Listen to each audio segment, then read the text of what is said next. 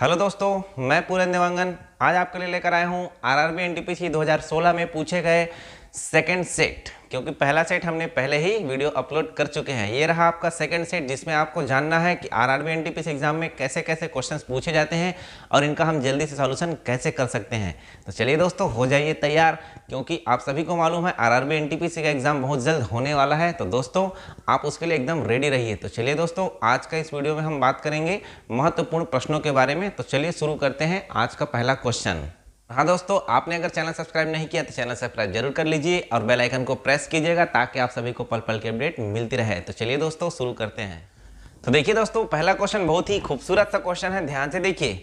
एक 90 मीटर लंबी train 15 metre प्रति सेकंड की चाल से एक पुल को 15 सेकंड में पार कर जाती है, तो पुल की लंबाई का पता लगाएं। देखिए दोस्तों, बहुत ही प्यारा क्वेश्चन है। ये क्वेश्चन जो है आपके रेल व गाड़ी चैप्टर से लिया गया है। यहाँ से क्वेश्चन दोस्तों अवश्य पूछे जाते हैं आपके आरआरबी एनटीपीसी एग्जाम में। तो रेल व गाड़ी, समय दूरी और आपके धारा नाव, इन तीनों चैप्टर को आपको पूरा पढ़ के जाना होगा, क्योंकि बहुत इंपॉर्टेंट है आपके आरआरबी एनटीपीसी के लिए। तो चलिए दोस्तों देखते हैं जल्दी से कैसे बनाते हैं इस प्रश्न को।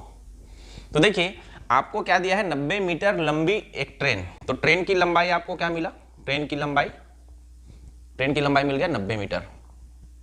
ठीक है। अब ट्रेन की जो चाल है वो क्या दिया, ट्रेन की चाल जो है आपको मिल गया 15 मीटर पर सेकंड।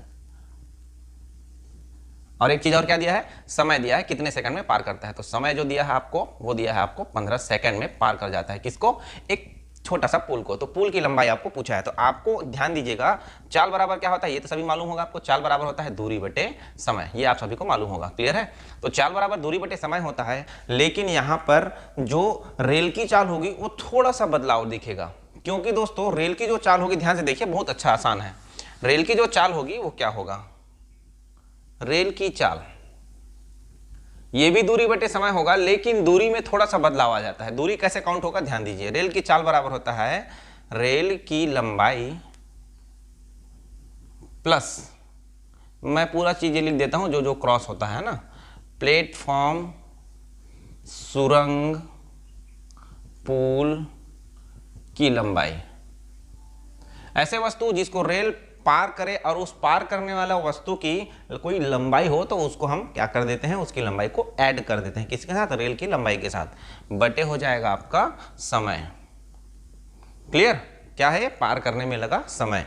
तो रेल की चाल बराबर रेल की लंबाई प्लस प्लेटफॉर्म या सुरंग या पुल की लंबाई बटे लिया गया समय। तो देखिए, रेल की लंबाई आपको प्रश्न में कितना दिया है, रेल की लंबाई दिया है 90 मीटर, तो 90 मीटर रख दिए, प्लस यहाँ पर बात किसकी हुई है, पुल की बात हुई है। हो सकता है सुरंग की भी बात हो सकता है प्लेटफॉर्म की भी बात हो। क्लियर है ना। तो जिसकी बात हो उसका वैल्यू रखेंगे। तो पुल की लंबाई आपको कितना है नहीं मालूम, तो x मीटर मान लेते हैं। क्लियर, कितने समय लगाता है, समय दिया है 15 सेकेंड का समय लगाता है। ठीक है, यूनिट को भी साथ में लिख रहा हूँ क्योंकि यूनिट का बड़ा महत्व है यहाँ पर।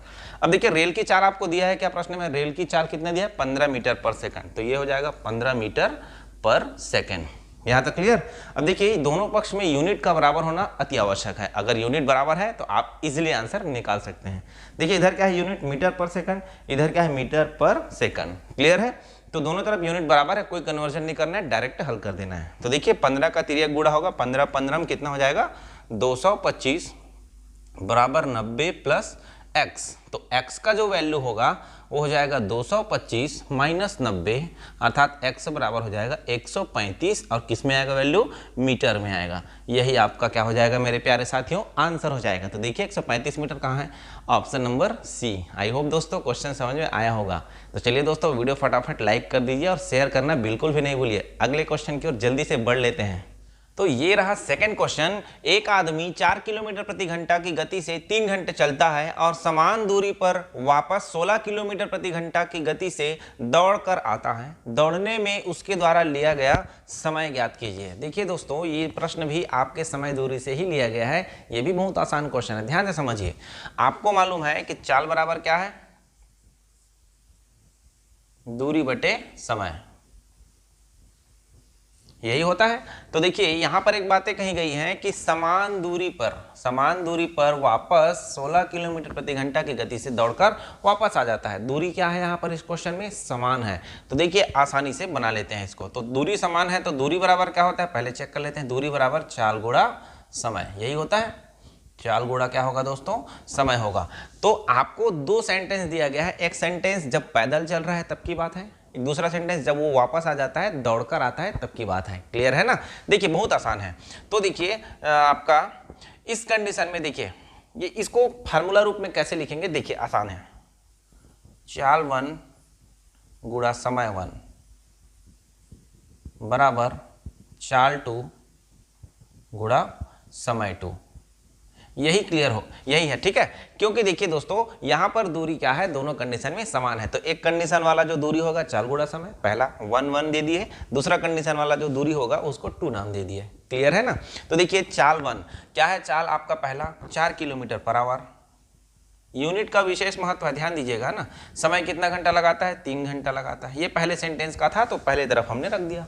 क्लियर? दूसरा सेंटेंस में क्या बोला है, समान दूरी पर वापस 16 किलोमीटर प्रति घंटे की चाल से, तो 16 किलोमीटर पर आवर गुणा समय 2। आपको इसी को पूछा है कि कितना समय लगेगा, तो चलिए जल्दी से निकाल देते हैं। देखिए यहाँ पर किलोमीटर पर आवर आपका यूनिट दोनों पक्ष बराबर, जो समय आएगा वो किस में आएगा, आवर में आएगा। तो चलिए इसको जल्दी से हल कर लेते हैं।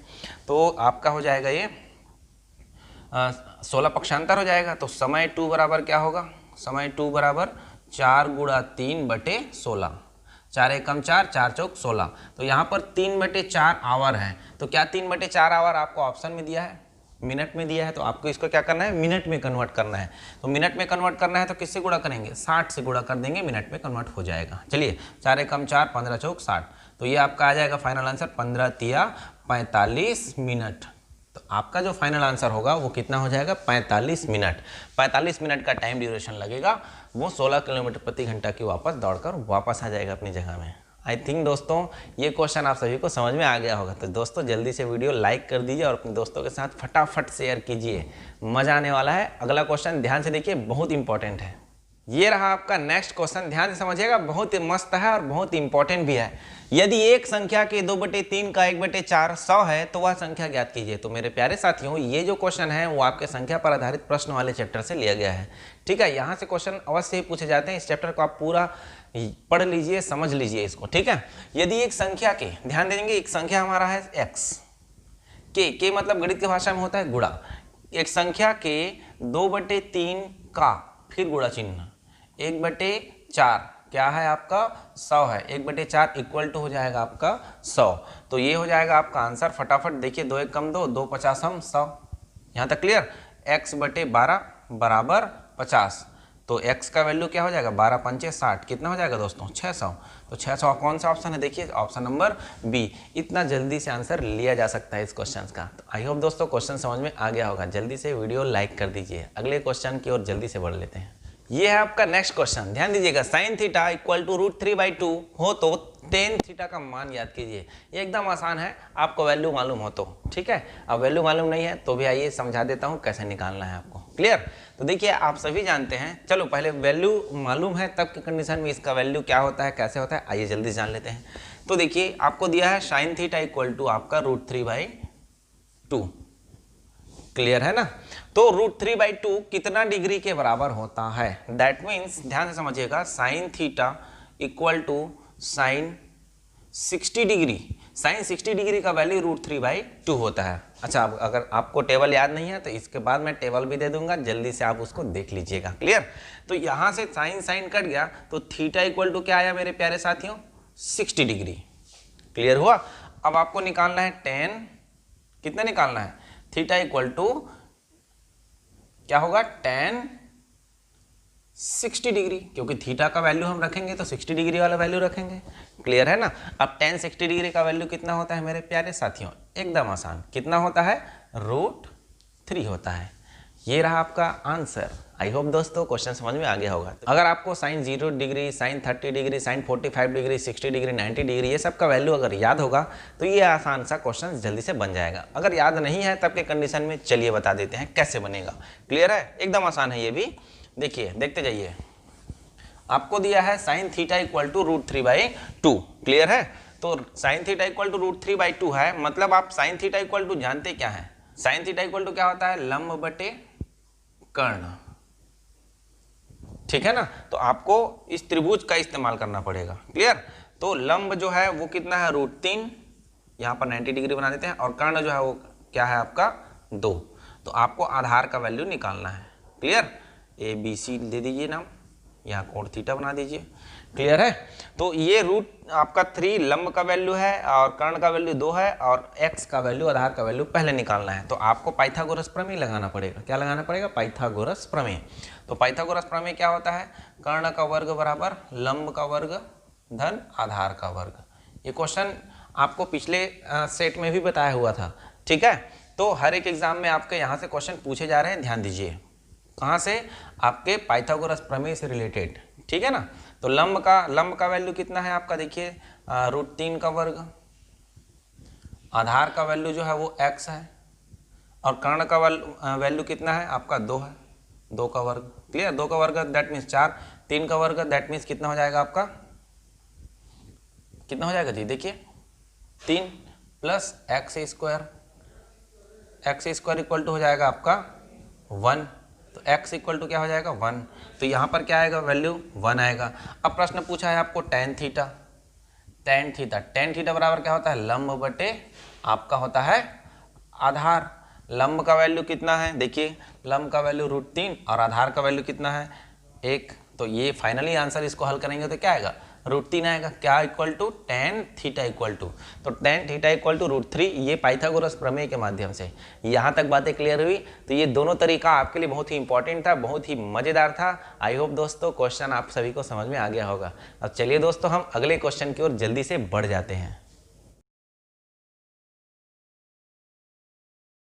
देखिए मेरे प्यारे साथियों, ये बहुत ही प्यारा सा क्वेश्चन है। देखिए ये क्वेश्चन जो है आपके लाभ हानि चैप्टर से लिया गया है। बहुत ही इंटरेस्टिंग टॉपिक और बहुत ही इंपॉर्टेंट टॉपिक है। ये टॉपिक आपके एग्जाम में पूछे ही जाते हैं, तो इस टॉपिक को आप छोड़ के भी मत जाइएगा। इसके लिए 2 तरीका बताने वाला हूँ, एक बेसिक मेथड और एक ट्रिक मेथड। वीडियो में बने रहिए। देखिए एक वस्तु को 3750 रुपये में बेचने पर एक दुकानदार को 10% की हानि होती है। क्लियर है। तो चलिए आपको एसपी मतलब सेलिंग प्राइस कितना दिया है? 3735। क्लियर हुआ। इसमें आपको हानि कितने परसेंट होती है? हानि होती है 10% की। तो यहां से क्या निकलेगा मेरे प्यारे साथियों? पहला लाइन से सीपी निकलेगा। चलिए सीपी निकालते हैं सबसे पहले, है ना। तो सीपी बराबर हो जाएगा आपका, एक बार लिख देता हूं formula, SP into 100/100 plus minus percent. Plus minus का प्रयोग कब करेंगे? जब आपका प्लस का प्रयोग करेंगे जब लाभ होगा, और माइनस का प्रयोग करेंगे जब हानि होगी। चलिए यहाँ पर लिख लेते हैं, सीपी बराबर हो जाएगा आपका, एसपी कितना है? 3735। क्लियर। और ऊपर हो जाएगा 100, नीचे हो जाएगा 100 माइनस 10, क्योंकि यहाँ पर कितने परसेंट की हानि हो रही है? स्टार्टिंग में 10% की हानि हो रही है। इसको यहाँ पर लिख रखे हैं ना। तो ये हो जाएगा 90। 0 0 कट गया, चलो काट देते हैं। 9 1 कम 9 चौक 36 बचा 1 और 3 13, 9 1 कम 9 और 4 बचा 5 9 5 45। तो ये सीपी जो होगा वो हो जाएगा 4150। ये तो हो गया सीपी। क्लियर है ना। उन्होंने कहा है कि यदि उस वस्तु को 10% के लाभ पर अगर बेचे तो कितना रुपए में उसको बेचना पड़ेगा। तो सीपी हो गया हमारा 4150 और उसको बेचना कितने पे है? लाभ लेकर 10% का। तो ये हो जाएगा आपका एसपी। एसपी बराबर होता है CP into 100 plus minus percent upon 100। Clear है। इसी का आपका फार्मूला है, लेकिन ये एससीपी निकाल रहे थे यहाँ पर क्या निकाल रहे हैं? एसपी निकाल रहे हैं। क्लियर। तो चलिए सीपी कितना है? 4150 इंटू 100 प्लस 10, क्योंकि यहाँ पर लाभ है तो ये हो जाएगा 110 और नीचे हो जाएगा 100। क्लियर। 0 0 कटा, 0 0 कटा। तो चलो 11 पंचे 55 की 5 हासिल आई 5, 11 1 कम 11 और 5 16 की 6 हासिल आई 1, 11 चौक 44 और 1 45। तो ये हो जाएगा आपका 4565। 4565 कोई ऑप्शन नजर आ रहा है क्या? बिल्कुल नजर आ रहा है, ऑप्शन नंबर बी। तो ये क्वेश्चन ऐसे सॉल्व करते हैं बाय मेथडली। अब इसको हम ट्रिक में लगाना चाहें तो कैसे जल्दी से ट्रिक में लगाएंगे, आइए उसको समझ लेते हैं। यदि 2 बार परसेंट दिया हो और विक्रय मूल्य पूछा हो तो उस विक्रय मूल्य को कैसे बनाते हैं? देखिए एक बार लिख देता हूं। 2 बार क्या दिया हो? परसेंट दिया हो। परसेंट घाटा है या मुनाफा, उससे कोई दिक्कत नहीं। 2 बार परसेंट दिया हो और क्या पूछा हो? एसपी पूछा हो। क्लियर है ना। 2 बार परसेंट दिया हो और क्या पूछा हो? एसपी पूछा हो। तो ध्यान दीजिएगा, एसपी इक्वल टू होता है रुपए इंटू सेकेंड परसेंट, इसको मैं ऐसे लिखता हूँ, है ना, 100 प्लस माइनस करके, 100 plus minus second percent upon 100 plus minus first percent. ये प्लस माइनस इसलिए लगाना पड़ रहा है क्योंकि लाभ और हानि जब भी होगी तो लाभ होगी तो प्लस और हानि होगी तो माइनस चिन्ह लगाना पड़ता है। क्लियर? तो कितने रुपए दिए हैं, आइए रख देते हैं वैल्यू को ना, 3735 रुपये दिया है। सेकेंड परसेंट प्रश्न में क्या है, ये तो फर्स्ट परसेंट है, 10% हानि, और 10% लाभ क्या है आपका, द्वितीय परसेंट है, तो 10% लाभ यहाँ पर आएगा तो क्या चिन्ह लगेगा, प्लस, तो ये हो जाएगा 100 प्लस 10, नीचे हो जाएगा 100 माइनस 10, क्योंकि पहला जो परसेंट दिया था वो क्या लगाया था, हानि करके लगाया था। क्लियर है ना? अब इसको हल कर दीजिए, आंसर ले लीजिए, 3735 इंटू 110 अपॉन 90। क्लियर? 0 0 कट गया। अब फटाफट काट दीजिए, तो 9 के पहाड़ा से काटेंगे तो 9 चौक 36, 9 कम 9, 9 पंचे 45, गुणा हो जाएगा 11। अभी हमने किया 415 का 11 से गुणा, तो कितना है मेरे प्यारे साथियों, 4565। यही हमारा फाइनल आंसर हो जाएगा। इतना जल्दी से इसको हम ट्रिक में लगा सकते हैं, लेकिन ध्यान रहे कि आपको 2 बार परसेंट देना चाहिए और क्या पूछा होना चाहिए, एसपी पूछा होना चाहिए, विक्रय मूल्य पूछा होना चाहिए। क्लियर हुई बातें? अब चलिए अगले क्वेश्चन की जल्दी से चलते हैं। दोस्तों ये रहा आपका औसत से प्रश्न, बहुत ही आसान सा प्रश्न है, देखते रहिए कैसे कैसे बनाते हैं इस प्रश्न को। 20 निरीक्षणों का अंक गणितीय माध्य 15.5 है। अंक गणितीय माध्य मतलब औसत, है ना। बाद में यह पाया गया कि निरीक्षण गलती से 24 की बजाय 42 पढ़ लिया गया था, तो सही माध्य क्या होगा। देखिए 24 की बजाय क्या पढ़ लिया गया था, 42, मतलब 42 इस माध्य में इंक्लूड है, 24 इंक्लूड नहीं है। क्लियर है ना? तो गलत दिखा रहा है ये 15.5, तो सही क्या होगा, ये प्रश्न पूछ रहा है। तो इसके लिए भी 2 तरीका बताने वाला हूं, जल्दी से देखिए। तो 20 निरीक्षण है, तो याद रखें आप लोग, पदों का योग निकालना बहुत ही अनिवार्य है, पदों का योग। क्लियर है? तो पदों का योग बराबर होता है पदों की संख्या गुणा औसत। ओके, तो इसमें आपको क्या करना है, वैल्यू पुट अप कर देना है। तो पदों की संख्या यहाँ पर कितना है, 20, तो 20 रख दिए, और औसत कितना है, 15.5। क्लियर? तो ये जो पदों का योग निकल रहा है वो गलत निकल रहा है, क्योंकि ये जो माध्य दिया है वो क्या है, गलत है। क्लियर है ना? लेकिन निकालना है उसको, कितना गलत है, क्या गलत है, ये सब जानना जरूरी है। क्लियर? तो देखिए यहाँ पर आपका कितना हो जाएगा, 20 पंचे 100 की शून्य हासिल आई 10, 20 पंचे 100 और 10 110 की शून्य हासिल आई 11, 20 से कम 20, 20 और 11 हो जाएगा आपका 31, तो ये हो जाएगा, दशमलव लगेगा तो 310। यहाँ तक क्लियर? अब देखिए प्रश्न में आपको क्या बोला है, एक निरीक्षण गलती से 24 की बजाय 42 पढ़ लिया गया है। ठीक है, 24 की बजाय क्या पढ़ लिया गया है, 42 पढ़ लिया गया है। ध्यान से समझिएगा। तो नए पदों का योगफल,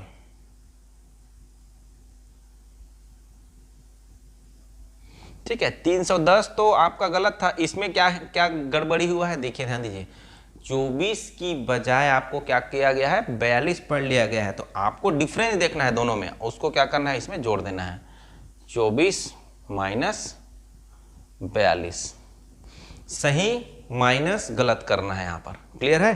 सही माइनस गलत, तो सही क्या था 24 और क्या पढ़ लिया गया था उसको 42, तो सही है 24 और आपका 42 जो है वो गलत है। तो यहाँ पर माइनस करना है और जो भी आएगा उसको यहाँ पर जोड़ देना है। अब यहाँ पर माइनस के साथ आएगा तो प्लस माइनस करके जो क्रिया होगी गणितीय संक्रिया उसको आपको अपनाना होगा।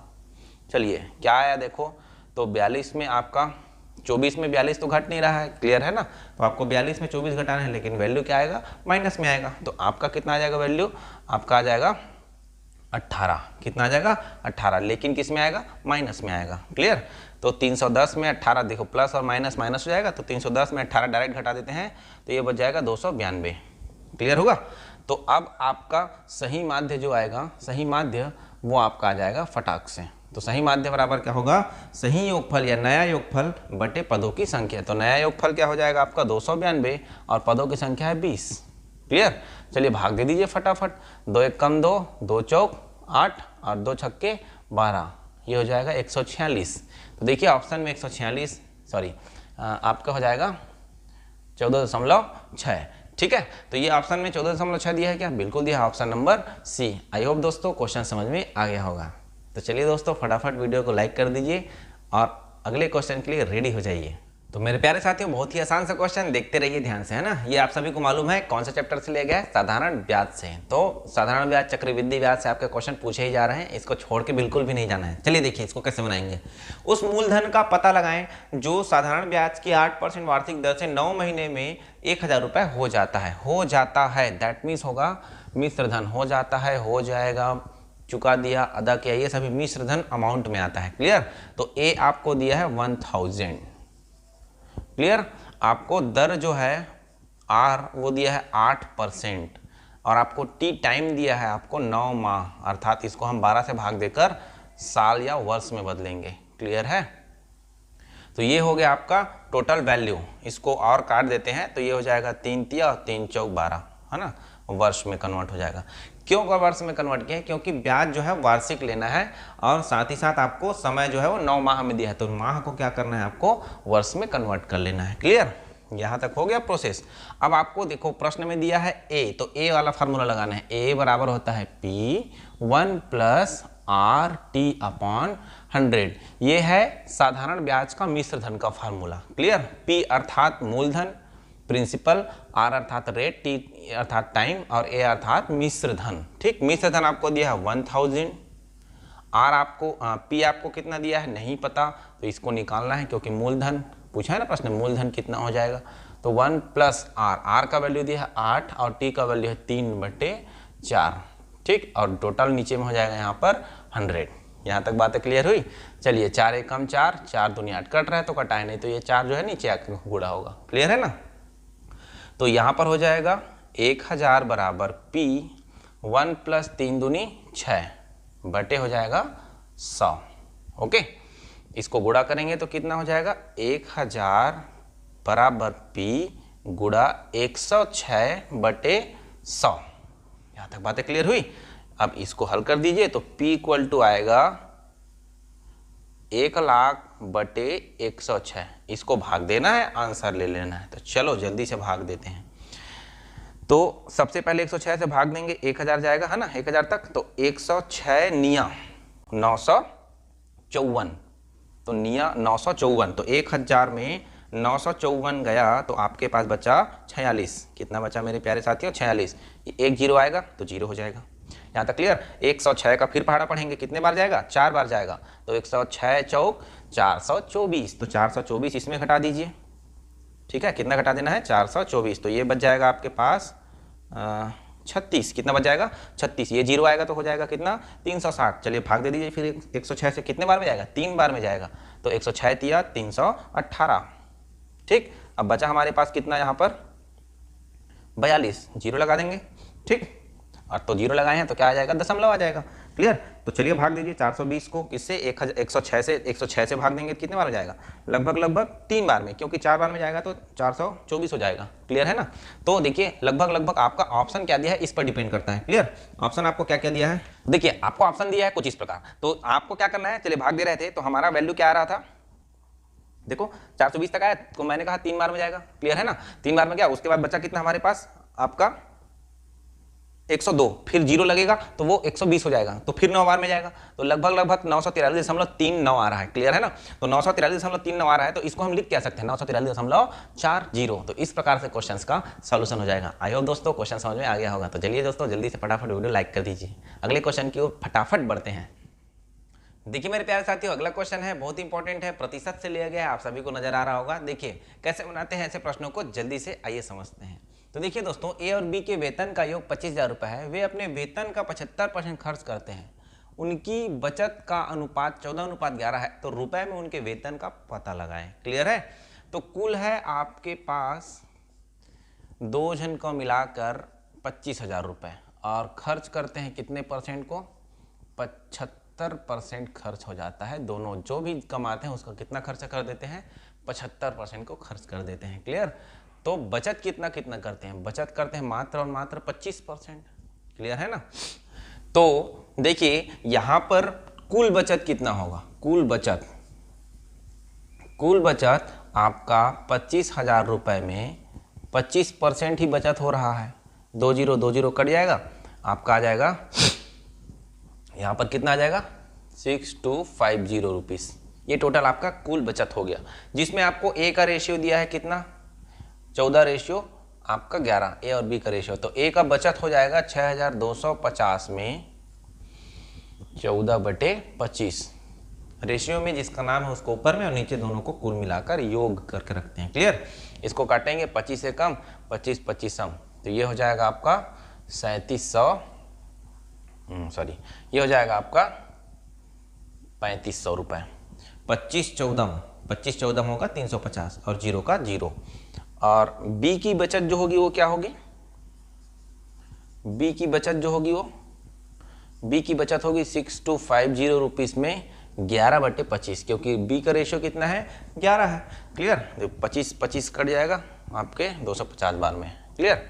तो चलिए इसको गुणा कर दीजिए, तो ये हो जाएगा आपका 2750, ये हो गया, इसका ये हो गया। ए की बचत 3500, बी की बचत 2750। क्लियर? तो 3500 जो है वो कितना परसेंट है? 25%, क्योंकि बचत जो है वो कितना परसेंट है? 25% है। तो 25% बराबर कितना है? ए का 25%। किसका? ए का 25%। अब नीचे निकाल रहे हैं उसका कुल वेतन। ए का 25% बराबर कितना है? 3500 है। क्लियर है ना? तो इसको हल कर देते, तो ए का 1% कितना होगा? 3500 बटे 25 गुणा हो जाएगा 100, 25 से कम 25 चौक, तो 35 चौक हो जाएगा आपका 14000। ये किसका हो गया? ए का हो गया। वही बी का 25% किसके बराबर है? बी का 25% 2750 के बराबर है। तो बी का एक भाग कितना होगा? अर्थात कुल भाग है ना, 2750 बटे 25 गुणा 100 हो जाएगा। क्लियर? इसी को काट देते हैं। चलिए 11 बार में कटा था ना, तो ये हो जाएगा आपका 110, क्योंकि जीरो था। ठीक, तो ये फाइनली आंसर हमारा आ जाएगा 11000। तो बी का वेतन 11000 और ए का वेतन 14000। देखो कहाँ पर है 11000 और 14000, ये रहा ऑप्शन बी। आई होप दोस्तों क्वेश्चन समझ में आ गया होगा।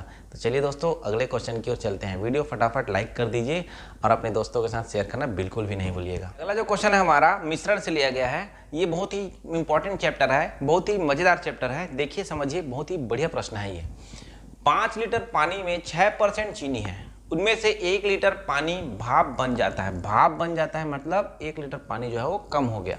तो शेष मिश्रण में चीनी का प्रतिशत ज्ञात कीजिए। तो देखिए दोस्तों 5 लीटर में पहले चीनी कितना हो निकाल लेते हैं। तो चीनी की मात्रा 5 लीटर में चीनी है 6%, तो ये हो जाएगा आपका 0.3 लीटर, क्योंकि यहाँ पर चीनी को ग्राम में नहीं दिया है, चीनी को घोल दिया गया है मिश्रण में। क्लियर है? तो लीटर में आएगा वो, तो 0.3 लीटर हो जाएगा। उनमें से 1 लीटर, ध्यान, तो शेष जो होगा, शेष, या एक काम करते हैं पानी निकाल लेते हैं। क्लियर? 5 लीटर पानी में 6% चीनी है, मतलब ये मिश्रण है कंप्लीट। तो 5 लीटर है टोटल, जिसमें 0.3 लीटर जो है वो क्या है आपके चीनी है। तो बाकी जो बच गए 5 लीटर से 0.30 को घटाएंगे, है ना, तो आपका 4.7 लीटर क्या है प्योर पानी है, क्योंकि 0.3 लीटर जो था वो क्या था चीनी था, बाकी जो है वो पानी हो जाएगा। क्लियर? अब आपको प्रश्न में बोला है 1 लीटर पानी क्या हो गया, भाप बन के उड़ गया।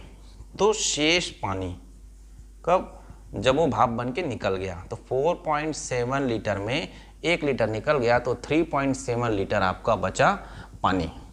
ठीक, तो प्रश्न ने बोला है शेष मिश्रण, तो मिश्रण अभी कितना है ये बताइए। अभी है 4 लीटर, क्योंकि इसका मात्रा में कमी नहीं आई है, बस इसके मात्रा में कमी आई है। तो ये हो गया 3.7 और ये हो गया 0.3। तो टोटल मिश्रण हमारा कितना हो गया 4 लीटर का।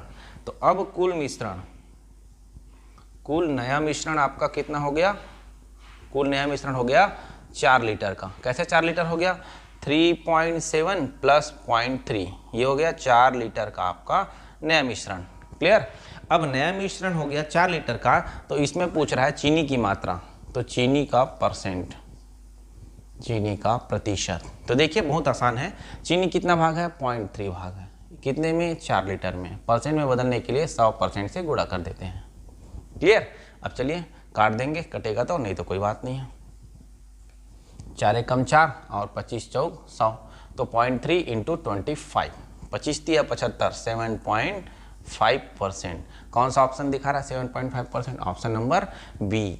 आई होप दोस्तों क्वेश्चन समझ में आ गया होगा। चलिए दोस्तों अगले क्वेश्चन की ओर चलते हैं। तो देखिए दोस्तों आज का लास्ट क्वेश्चन है, बहुत ही मजेदार प्रश्न है। देखिए क्वेश्चन जो है वो मिश्र समानुपात से लिया गया है, समय कार्य वाला चैप्टर से संबंधित है ये, क्लियर है। तो यदि 10 पुरुष 8 दिन में एक नहर की खुदाई कर सकते हैं तो 15 पुरुष इस कार्य को करने के लिए कितने समय लेंगे? तो यहाँ पर मैं आपको पिछले क्वेश्चन में, पिछले सेट में भी बताया था MDH/W1 इक्वल टू MDH/W2। यहाँ पर आपको दोस्तों दो सेंटेंस मिलते हैं, उनको MDH मसाला में रखना होगा, क्लियर। M क्या है मैन, D क्या है डे और H क्या है आवर। अगर दिया हो तो रखेंगे, नहीं दिया हो तो कोई बात नहीं है, क्लियर। तो देखिए पहला सेंटेंस 10 पुरुष, मैन जो है वो 10 दिया है, कितने दिन लगाता है 8 दिन, तो डे है 8 दिन। कितने आवर काम करते हैं, नई बात कही है तो कुछ नहीं रखेंगे, क्लियर। और एक नहर, दैट मीन्स एक नहर कार्य है, एक नहर को निर्माण करना, क्लियर। वही 15 पुरुष कितने दिन में बोल रहे हैं, मतलब D2 को पूछा है और आपको कितना कार्य है, वही कार्य है जो पुराना कार्य था, दैट मीन्स एक ही रखेंगे, ठीक, क्लियर। तो D2 बराबर हो जाएगा आपका 10 8 80 बटे 15, 15 पक्षांतर होगा 80 तरफ, ठीक। चलो भाग दे दो, 15 पंचे 75, दशमलव लग जाएगा, 5 आएगा, 15 तिया 45, फिर 5 आएगा, 15 तिया 45, तो 5.33 दिन का समय लेंगे इन लोग। ऑप्शन कौन सा नजर आ रहा है, देखो ऑप्शन नंबर डी नजर आ रहा है, क्लियर हुआ। तो मेरे प्यारे साथियों इस प्रकार से हमारा आज का ये एक वीडियो समाप्त होता है। दोस्तों इस वीडियो में हमने बहुत सारे चैप्टर के बारे में सीखा, प्रतिशत, लाभ हानि, साधारण ब्याज, चक्रवृद्धि ब्याज, समय कार्य, दूरी, और आपके औसत से भी क्वेश्चन आए थे, यहाँ समय दूरी से क्वेश्चन आए थे। तो इस प्रकार से ये वीडियो आपके लिए बहुत ही मज़ेदार रहा होगा, आशा करता हूँ कि आपको पसंद भी आया होगा। तो चलिए दोस्तों हम अगले वीडियो पर जल्दी से मुलाकात करते हैं अगले नए सेट के साथ। और दोस्तों रीजनिंग में कौन सा टॉपिक पढ़ना है ये भी आप कमेंट करके जल्दी से बताएं, आपके लिए बहुत ही हेल्पफुल हो जाएगा। हंसते रहिए, मुस्कुराते रहिए और घर में रहिए, सुरक्षित रहिए।